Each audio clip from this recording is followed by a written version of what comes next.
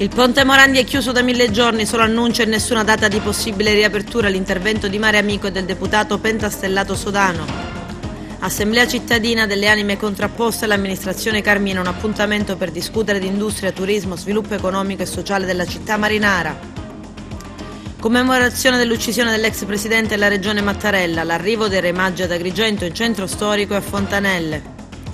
Calcio eccellenza, il Canicattì scavalca l'Acragas dopo la vittoria con il Favara e il pareggio dei biancazzurri. Basket, trasferta amaro per la Fortitudo Moncada, Scafati.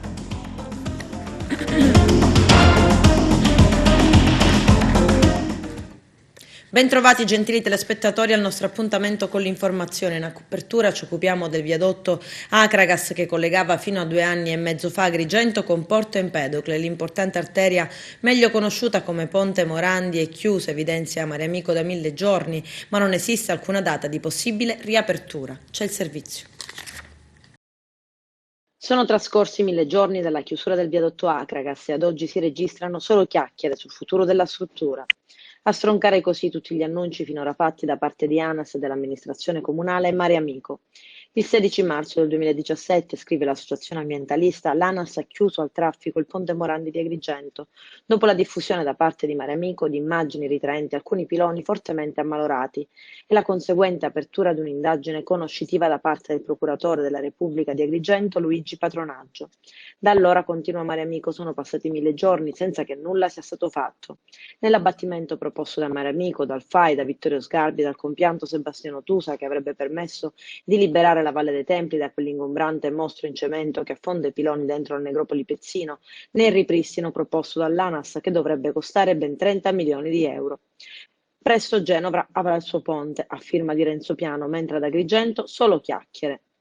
E ad intervenire sui problemi relativi ai 2 viadotti Acragas di Agrigento è il deputato nazionale del Movimento 5 Stelle Michele Sodano, che afferma, puntando l'indice sul rispetto delle scadenze della consegna dei lavori, la manutenzione sul viadotto Acragas 2 dovrebbe concludersi entro maggio. Nessuna certezza invece sull'avvio delle opere sull'Acragas 1.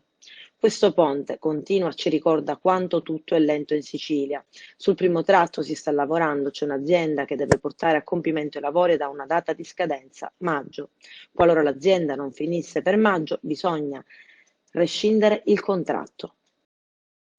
Un incidente stradale lungo la Palermo-Agrigento, all'altezza dello svincolo per Villa Abate, ha provocato 2 morti. Le 2 vittime decedute sul colpo sono un uomo di Palermo di 40 anni, Simone Pipitò, e un altro di San Biagio Platani, in provincia di Agrigento, di 69 anni, Serafino Colucci. Sul posto sono intervenute le pattuglie della polizia stradale, i vigili del fuoco e le ambulanze del 118. Il transito sulla strada statale è stato deviato per Misilmeri. La cittadinanza ha risposto alla chiamata degli organizzatori dell'assemblea Cambiamo la città per non cambiare città, un appuntamento per discutere di industria, turismo, sviluppo economico e sociale della città marinara di Porto Empedocle. Il nostro direttore Arturo Cantella. Il resto a Porto Empedocle ha tenuto una affollata assemblea cittadina presso l'Hotel Villa Romana a Porto Empedocle. Ecco, sono stati tanti gli interventi. Come è andata? Un riassunto appunto della giornata. Dopo 3 anni e mezzo di silenzio crediamo che sia andata benissimo.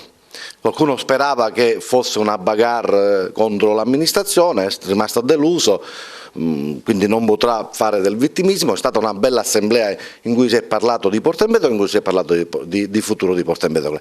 Ci sono stati anche degli interventi abbastanza tecnici, come quella per esempio di Giacomo Minio, il direttore di Confindustria, e anche interventi di spessore dal punto di vista politico e dal punto di vista amministrativo. Quello che è venuto fuori è che c'è a Porto Empedocle una grande professionalità, cui non possiamo fare a meno, e una grande voglia di riscatto. Era 3 anni e mezzo che non si parlava di politica, sono intervenuti personaggi come ex sindaci, ex amministratori, consiglieri comunali in carica.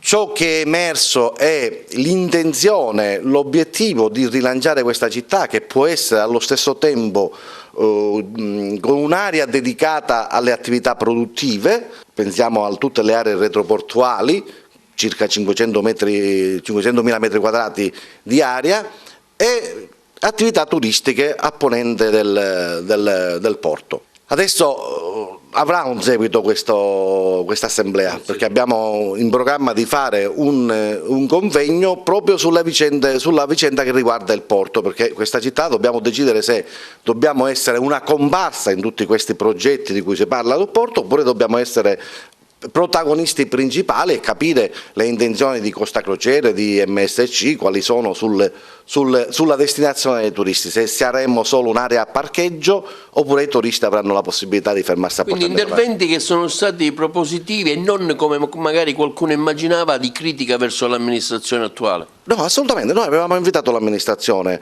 comunale, sia il sindaco che gli assessori, non si è presentato nessuno, si è parlato di futuro di questa città, si è programmato, si è discusso, c'è questa grande voglia di riscatto nella città di Porto Empedocle e quindi adesso è venuto il momento di mettere da parte gli slogan, i selfie e di rimboccarsi le maniche, perché le intelligenze ci sono. I soldi ci sono, si tratta solo di mettersi attorno a un tavolo, progettare per questa città, avere un'idea di progetto, di sviluppo di questa città, una visione, come si diceva ieri, per questa città e cominciare a lavorare per questa città. Abbiamo 1 anno e mezzo per offrire alla città un programma alternativo a quello di questa amministrazione. In questo 1 anno e mezzo ci rivedremo, ridiscuteremo. Il prossimo appuntamento quando sarà? Il prossimo appuntamento ne abbiamo discusso, sarà intorno alla fine febbraio, primi di marzo, in cui appunto parleremo del porto. Parleremo del porto e delle sue opportunità, sia dal punto di vista industriale, sia dal punto di vista turistico. Credo che ieri si sia posto una pietra tombale sulla politica fatta di slogan e sia emersa questa voglia di riscatto della città di Porto Empedocle. Dopo San Leone ad Agrigento, altri 30 kg di hashish nel Trapanese sulla spiaggia. L'inchiesta si allarga, la coincidenza è più che sospetta. L'ipotesi investigativa abbastanza scontata è che fra quei 2 grossi pacchi contenenti hashish vi sia più di un collegamento. Verosimilmente entrambi sono caduti o sono stati lasciati finire in mare dalla stessa barca. Secondo i carabinieri, quell'hashish, una volta tagliato e immesso sull'illegale mercato dello spaccio, avrebbe fruttato più di 200.000 euro. L'amministrazione comunale di Agrigento, presieduta dal sindaco Lillo Firetto, ha impegnato 17.000 euro per il montaggio delle telecamere di videosorveglianza all'interno degli istituti scolastici della città. Più volte nel corso dei sopralluoghi di polizia e carabinieri è emerso che all'interno e all'esterno delle scuole circolano hashish e marijuana. Le telecamere dovrebbero dunque rappresentare un deterrente a tale fenomeno. La giunta Firetto lo scorso maggio ha approvato il progetto Scuole Sicure, adesso concretizzato. Ieri l'Assemblea regionale siciliana in seduta solenne per commemorare l'ex presidente della regione Piersanti Mattarella, colpito a morte nel giorno dell'Epifania del 1980. C'è servizio. Una seduta solenne dell'Assemblea regionale siciliana, tenuta alla presenza del capo dello Stato Sergio Mattarella, ha suggellato le commemorazioni per i 40 anni trascorsi dal delitto del presidente della regione siciliana Piersanti Mattarella, fratello di Sergio. Un crudele omicidio consumato in un giorno di festa. Era il 6 gennaio 1980 per uccidere il governatore dell'isola, l'uomo che voleva mettere la Sicilia con le carte in regola, un omicidio consumato sotto gli occhi della moglie Irma Chiazzese e dei figli, tutti in auto per andare a messa, con il fratello della vittima, oggi Presidente della Repubblica, immediatamente accorso dal suo appartamento di fronte al luogo del massacro per tirare fuori dall'abitacolo questo martire innocente, allora definito l'erede di Aldo Moro. Sono i flash inevitabilmente tornati alla memoria di Sergio Mattarella, che ieri ha reso omaggio alla tomba di famiglia a Castellammare del Golfo, la città sul mare tra Palermo e Trapani, insieme con i 3 figli Bernardo, Giorgio, Laura e Francesco, oltre ai 2 figli di Piersanti Mattarella, Bernardo e Maria. Quest'ultima segretario generale della regione siciliana, voluta dal governatore Nello Musumeci, che ha aperto la seduta a Palazzo dei Normanni subito dopo il ricordo di Gianfranco Miccichè. Sergio Mattarella ha solo ascoltato senza intervenire a causa di alcune polemiche dei giorni scorsi. Chi ha conosciuto da vicino e chi ha amato Piersanti Mattarella denuncia ogni anno l'immutata amarezza per un processo in cui i pentiti, demolita l'accusa, hanno assolto i presunti esecutori.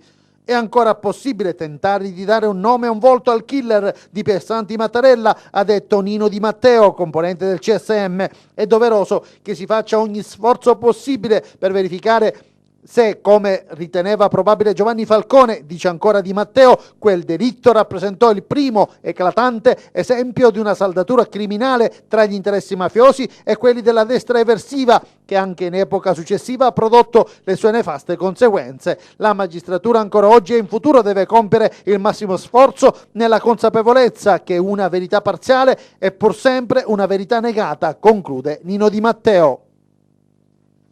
Adesso ci fermiamo per la prima pausa pubblicitaria, tra poco vi aspetto. Ieri l'Epifania alla parrocchia San Michele del centro storico di Agrigento ha organizzato una rappresentazione storica con l'arrivo dei Re Magi. Il nostro direttore Arturo Cantella.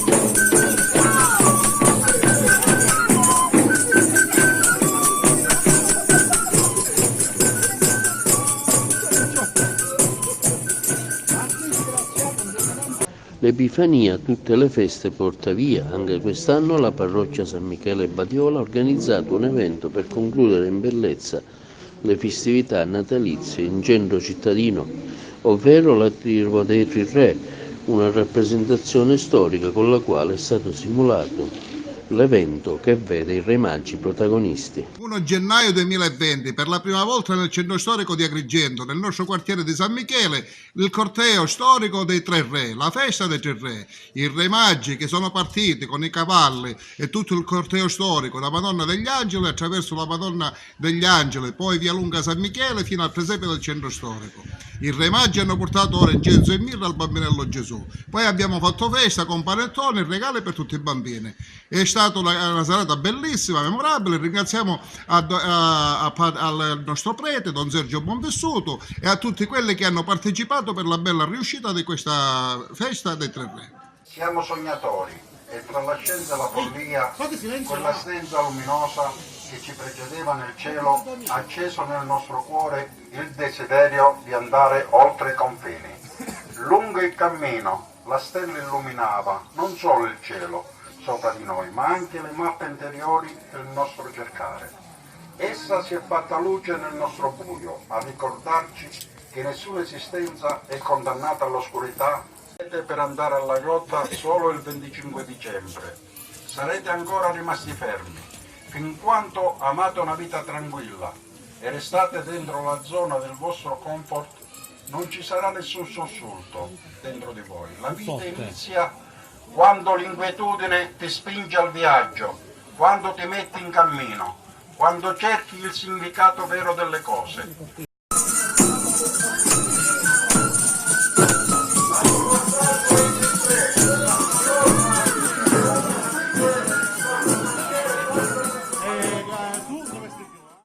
E anche nel quartiere Fontanelle di Agrigento si festeggia l'arrivo dei Re Magi. C'è un video.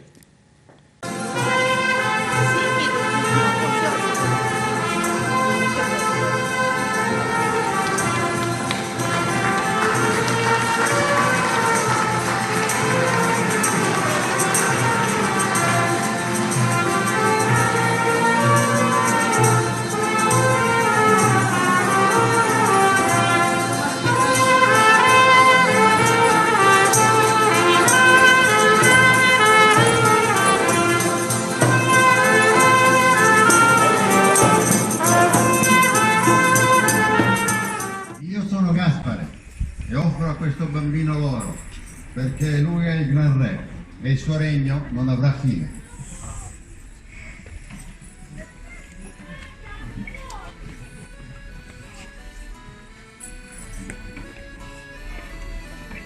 Io sono Melchiorre e offro a questo bambino l'incenso.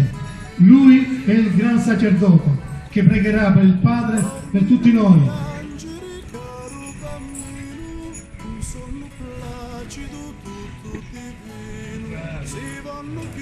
Io sono Baldassare e offro a questo bambino la Vergine che servirà per ungere il suo corpo. Lui soffrirà, morirà e risorgerà per la nostra salvezza.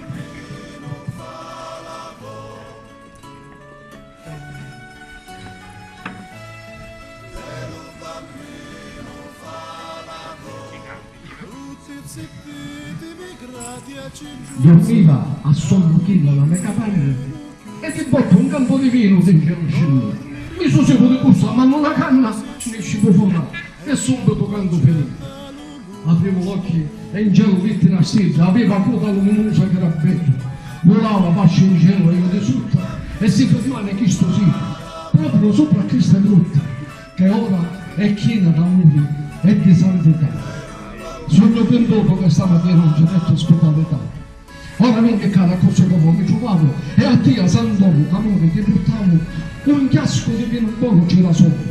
Sangue vermiglio della nostra terra. Basta una goccia riputa con fidi, categoria fino all'ugna di ripetere. Giuseppe, chi tu senti e a Gesù si fa vicino. Umilissimo e prudenti, e gli abbraccia lo bambino. E lo bambino fa la voce,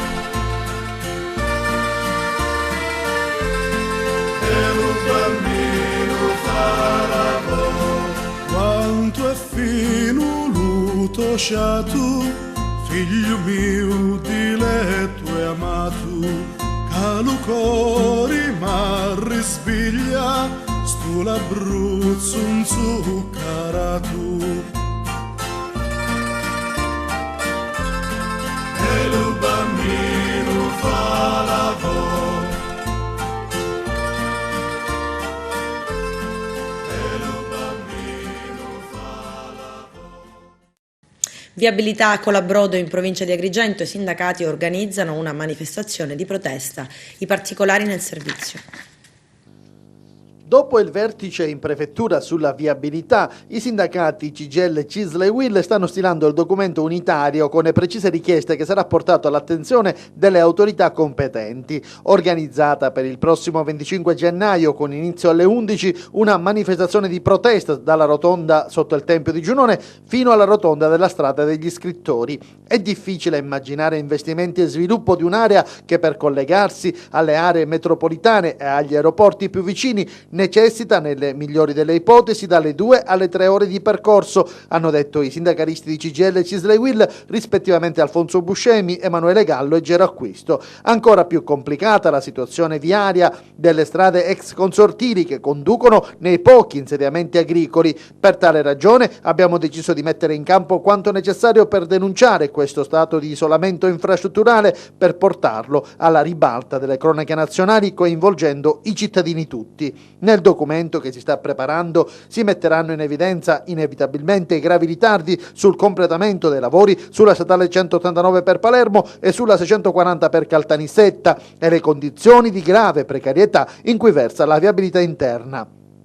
Adesso si attende la convergenza dei rappresentanti istituzionali del territorio. A tal proposito si registra la prima adesione di Confcommercio Agrigento. L'isolamento del territorio agrigentino dovuto alle inadeguate infrastrutture sono temi di discussione che devono coinvolgere tutte le forze amministrative e sindacali, dice il presidente Francesco Piccarella. I gravi disagi derivati dal non completamento dei lavori sulla statale 640 e la 189, così come la precarietà del sistema viario interno, ostacolano lo sviluppo economico dell'intera provincia. Confcommercio Agrigento, in piena condivisione delle sollecitazioni dei sindacati, sottoscriverà il documento da inviare alle autorità competenti e sarà presente alla manifestazione in programma il 25 gennaio prossimo. Siamo consapevoli che sia necessario dare vita a un cartello per fare rete e lottare insieme per un riscatto sociale ed economico della provincia. Adesso ci fermiamo per la seconda ed ultima pausa pubblicitaria, tra poco. Siamo adesso allo sport, calcio, eccellenza. L'Acragas non va oltre il pareggio senza reti in casa del Mazzara e perde pure il secondo posto. La formazione di Totovullo incappa nel secondo pareggio di fila e vede allontanare la vetta che dista adesso 6 lunghezze ed è occupata dal Dattilo che ha liquidato con un secco 3-1 casalingo il Don Carlo Misilmeri. C'è il servizio di Carmelo Lentini. E di certo l'Acragas, visto a Mazzara, è stato parecchio sfortunato. Una traversa e un palo, diverse occasioni da rete sventate dall'ottimo portiere canarino Iacono ed un paio di imprecisioni sotto rete. Purtroppo questo pari, anche se la compagine dei Templi mantiene l'imbattibilità, consente al battistrada Dattilo di allungare in classifica, portando i punti di vantaggio a 6. Ed è al Canicattì, vittorioso con il Pro Favara, di scavalcarla sostituendosi al secondo posto. Sicuramente il campionato è tutto da vivere e può succedere di tutto, ma per vincere il campionato occorrono anche le vittorie esterne. Ritornando alla gara del Nino Vaccara, Mazzara ed Acragas, che hanno dato vita ai primi 45 minuti elettrizzanti, veloci e battaglieri. Le due squadre si sono affrontate senza troppi timori reverenziali e il pubblico presente ha apprezzato il gioco espresso dai due opposti schieramenti. Poi arriva l'occasione più ghiotta del primo tempo. Licata si accentra, trova libero lo specchio della porta ed effettua un gran tiro, che sembrava destinato in fondo alla rete, ma il pallone si stampava contro l'incrocio dei pali. In precedenza il portiere di casa Iacono aveva sventato un paio di grossi pericoli. Nel secondo tempo l'Acragas scongiura un grosso pericolo portato avanti dalla Mazzarese Messina, che in area biancazzurra riesce a superare Paterniti con un tiro angolato. Un difensore biancazzurro evita la capitolazione grazie all'intervento sulla linea. Al 74esimo ancora i legni della porta mazzarese dicono no ad una conclusione di Biondo. Il pallone balla sulla linea e termina sul fondo. Uno 0-0 a Mazzara non so se era nelle vostre previsioni. No, nelle nostre previsioni c'è sempre di vincere, poi ovviamente c'è sempre un avversario da rispettare. Questo Mazzara è una bellissima squadra e intanto volevo ringraziare il Mazzara Calcio per l'ospitalità, perché è sempre un piacere venire a Mazzara dove si vive lo sport in senso pieno, quindi è la cosa più importante della partita. Ritengo potrò essere ritenuto di parte, ma penso che ai punti il pareggio ci sta un po' stretto. Abbiamo preso due traverse, abbiamo esercitato soprattutto nel primo tempo una supremazia territoriale netta e con un pizzico di fortuna avremmo potuto vincere la partita e non penso che avremmo rubato nulla, però accettiamo il verdetto del campo, continuiamo la nostra corsa, restiamo imbattuti, che è sempre un dato molto importante, e comunque un punto a Mazzara non è da buttare. Con un po' di incisività in più in avanti, con un po' più di precisione e di fortuna, perché il tiro di Taormina ha preso la parte alta della traversa, ha battuto sulla riga e è uscito, magari oggi potremmo raccontare un'altra partita, però bisogna accettare il risultato del campo e contro questo Mazzara non è da buttare. Cosa vuole dire da questi microfoni ai suoi tifosi dell'Acragas? Abbiamo visto che a fine partita vi siete raccolti tutti con la vostra tifoseria ingradinata. È ormai una consuetudine dentro e fuori casa, un minimo di rapporto con i tifosi, ed è visto che ci seguono sempre in massa ovunque. Io dico semplicemente di stare tranquilli, è normale che l'Agrigento ambisce a tornare al calcio che conta, però bisogna ricordare che a giugno eravamo in promozione e io ho preso una società che non aveva né giocatori né una struttura societaria né tifosi. Oggi abbiamo una squadra, penso di tutto rispetto, una dirigenza costituita da un gruppo di amici e una tifoseria che è ritornata in massa all'Esseneto e ci segue pure fuori casa, quindi comunque abbiamo ottenuto il ripescaggio e oggi lottiamo per la Serie D, quindi non dobbiamo mai dimenticare da dove veniamo. Se perdiamo questa identità e cominciamo a diventare presuntuosi perché ci chiamiamo Acragas, non abbiamo capito nulla. Dobbiamo essere umili e capire che ci sono altre squadre ben attrezzate, che le partite si possono vincere e perdere. Io contemporaneamente live guardavo la partita del Dattilo e per esempio ho constatato che il Misilmeri con un po' di fortuna avrebbe potuto pareggiare la partita, che ha preso le traverse, poi all'ultimo una ripartenza ha fatto il 3-1, quindi al momento devo dire che molti episodi ci girano male. qualcuno è stato favorevole come contratto, la Sancarattese abbiamo segnato all'ultimo, però i conti si fanno alla fine, l'importante è muovere sempre la classifica, andare avanti e non abbatterci, l'importante è questo, essere sempre sul pezzo, perché penso che di invincibile in questo campionato non c'è nessuno, e squadre come Real Madrid e Barcellona non fanno l'eccellenza. È chiaro che sono due squadre che si scontrano e poi ognuno tira per sé, fa la propria partita. È chiaro che io, quello che ho visto dal primo minuto, ai primi 5-6 minuti, il Mazzara ha giocato a perdere tempo, a cercare di rallentare il nostro gioco. Noi ci siamo anche sbilanciati, qualche volta abbiamo mostrato un fianco, qualche volta ci hanno preso in contropiede, non abbiamo subito un vero tiro in porta, noi abbiamo calciato, abbiamo sbagliato dei gol. Responsabilità nostra non averla vinta, però mi sembra normale che ci sia uno scontro anche fisico in campo, questo è il gioco del calcio, altri atteggiamenti non ne capisco io, ed è normale che quando tu attacchi sempre qualche contropiede lo devi subire, perché non è che siamo magici, e poi è una squadra che è stata formata sì per arrivare nelle prime posizioni, ma ce la giochiamo con tutte, non disegniamo di giocare, però oltre a questo non è che possiamo permetterci di dire noi siamo l'Agragas e vinciamo per forza, assolutamente. Ancora il campionato è lungo, il fatto è lungo, ma poi quando ci si scontra con le squadre, specialmente quando vai fuori casa, ognuno vuole ben figurare, fa la propria partita fisica, tecnica e come la vuole impostare il proprio allenatore, quindi mi sembra normale che sia tutto così. A volte si vince, a volte si perde, a volte noi non abbiamo mai perso fino adesso, per dire, no? Eppure per pareggi fuori c'è sempre quasi che hai fatto una mancanza, quindi sono situazioni un pochettino in questi campionati che lasciano un po' il tempo che trovano. Restiamo in eccellenza, il Canicattì vince il derby col Favara, i biancorossi adesso sono secondi alle spalle del Dattilo con 5 punti di distacco. Vediamo. Una vittoria che vale doppio, riscatto della sconfitta subita all'andata e secondo posto in classifica con il relativo sorpasso sull'Agragas. Il 2020 per il Canicattì si apre sotto i migliori auspici e alla ripresa del torneo di eccellenza, dopo la lunga pausa natalizia di fine anno, i biancorossi si fanno trovare pronti. L'impronta del tecnico Pippo Romano si vede e sarà sicuramente una seconda parte del campionato che vedrà protagonista la squadra del presidente Angelo Licata, grazie anche alla campagna acquisti mirata e oculata del mercato di riparazione. Decide il solito Federico Matera con un colpo di testa nel secondo tempo su calcio d'angolo. Il derby degli ex si è acceso nel finale e dopo un brutto fallo su Greco si è accesa una rissa subito sedata dalla terna arbitrale. A farne le spese l'ex capitano Gero Iannello, molto contestato dal pubblico di fede biancorossa, e lo stesso Danilo Greco che ha rimediato il secondo cartellino giallo. La cronaca, primo tempo scialbo seppur equilibrato, giocato soprattutto a centrocampo, unica azione degna di nota quella di Angelo Caronia al 45esimo, prova la conclusione a volo con la sfera che termina alta sopra la traversa. Seconda frazione di gioco con il Canicattì più intraprendente, al quarto punizione insidiosa di Greco sulla fascia, Chimenti spinge con i pugni ma l'arbitro successivamente ferma il gioco per offside. Al 16esimo Valenti ferma la corsa di sette case solo davanti al portiere, poi la rete su calcio d'angolo di Angelo Caronia che trova la testa d'ariete di Matera.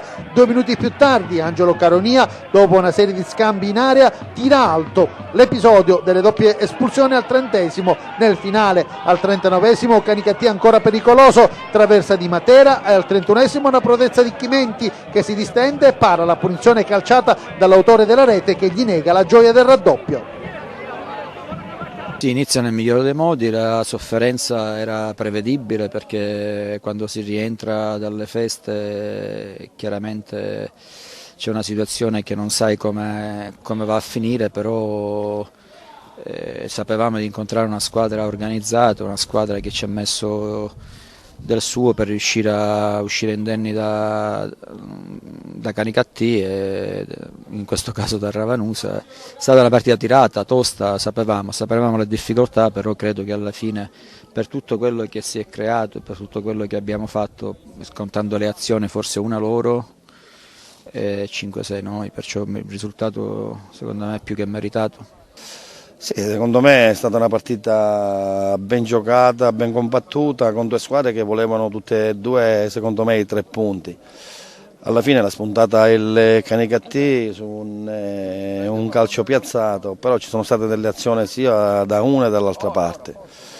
Ormai purtroppo Canichetti è una buona squadra, è venuto nasconderla, infatti qua ha vinto quasi tutte le partite tranne qualcuna con la San Cataldese, ma era secondo me la squadra più in forma di questo torneo e ce l'ha fatto vedere oggi, perché secondo me con un'altra squadra oggi il risultato magari sarebbe stato diverso, però siamo venuti qua senza fare barricate, ci siamo giocati la nostra onesta partita, potevamo passare avanti noi, potevano passare avanti loro, però dico alla fine il responso è questo, dobbiamo accettare il responso in campo e andiamo avanti, ognuno per la propria strada, ognuno per i propri obiettivi. Scendiamo di categoria, i risultati delle squadre agrigentine che militano in promozione con Carmelo Lentini. Nel girone A di promozione, grazie ad una doppietta del solito Stefano Piazza, il Casteltermini vince sull'ostico campo dell'Albatros Lercara e mantiene il punto di distanza dal capolista Unitas Sciacca. Proprio quest'ultima, con pagine nero-verde, era andata sotto di un gol, segnato tra l'altro dal Folgorino Corso, poi si scatenano i bomber Galluzzo con una doppietta e Tuminello e vince in rimonta la gara con la Folgore di Castelvetrano. Vittoria sofferta e di misura è quella dell'Embedoclina che brinda al primo successo dell'anno grazie ad una prodezza del proprio attaccante Puccio. Va bene anche al Camarat che supera il Forte Lascari con le reti di Ader e Gioff.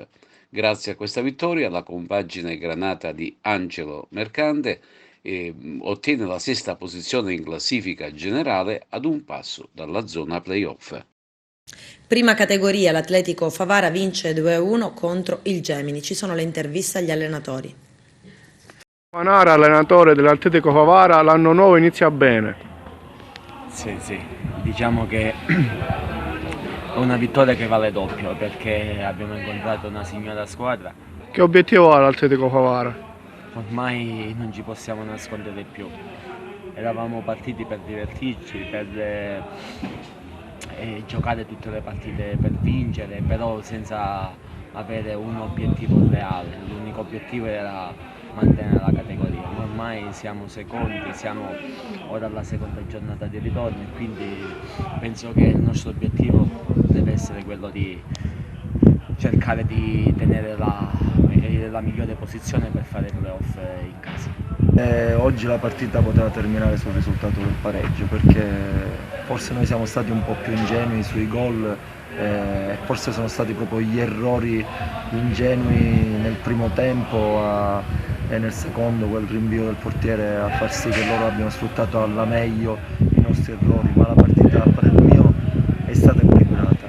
Non mi piace parlare degli arbitri, ma in queste categorie bisogna incominciare ad ammonire più per i falli di gioco che per le reazioni. Se non si arriva a capire questo con gli arbitri andrà a finire sempre che poi da fallo cosa nasce cosa, ci sono le reazioni e poi gli arbitri sono costretti a prendere provvedimenti peggiori. Se uno guarda il referto della partita potrebbe pensare che ci sia stata la guerra non c'è stata, c'è stata una non scelta da parte dell'arbitro su episodi fallosi che se richiamati a tempo debito non avrebbero compromesso poi la partita. Che obiettivo ha il Gemini? Noi siamo partiti tardi rispetto a tutte le altre concorrenti e l'obiettivo inizialmente era quello della salvezza. Abbiamo fatto un girone di andata che è andato molto bene, ci siamo trovati là sopra, devo dire che dall'inizio sino all'ultima giornata di andata si sono sempre aggiunti altri giocatori di qualità, basti pensare a Lio, Vincenzo Reina, tutti ex Camarat dei giovani Renato Maggio e quindi il livello qualitativo della squadra è aumentato. Una volta che siamo qua vorremmo cercare di danzare assieme a tutte le grandi e di giocare da protagonisti playoff. Certo la sconfitta di oggi ci fa fare un passo indietro, ma non era sicuramente meritata, comunque un pareggio sarebbe stato più giusto. Sconfitta esterna per la Fortitudo Agrigento che perde sul parquet di Scafati 90-73 e vede sfumare la possibilità di agganciare la vetta della classifica dopo la sconfitta di Biella al Latina. Coach Cagnardi afferma: sono molto amareggiato non tanto per la sconfitta ma per come è avvenuta e mi assumo le responsabilità dell'approccio che ha avuto la mia squadra in partita. Sono riusciti ad incalanare la partita nei binari che hanno voluto. Con questo è tutto, termina qui l'edizione del telegiornale. Grazie per la gentile attenzione e per essere stati con noi. A presto.